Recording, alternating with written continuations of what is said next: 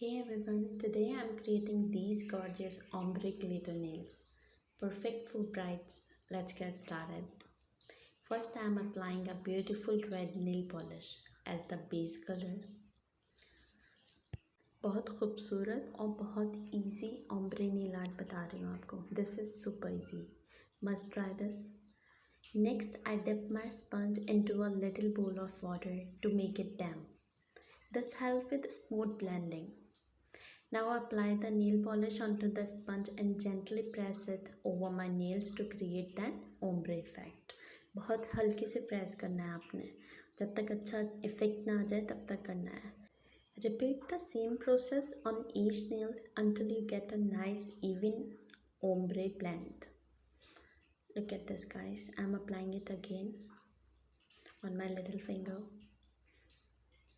Look at the shine. So once the ombre nail is done, I am adding glitter polish to the nail tips for that extra bridal sparkle. इससे और ज़्यादा आपके अच्छे लगेंगे nails. I am also sparkling some little sparkle from my Meesho collection to make them shine even more.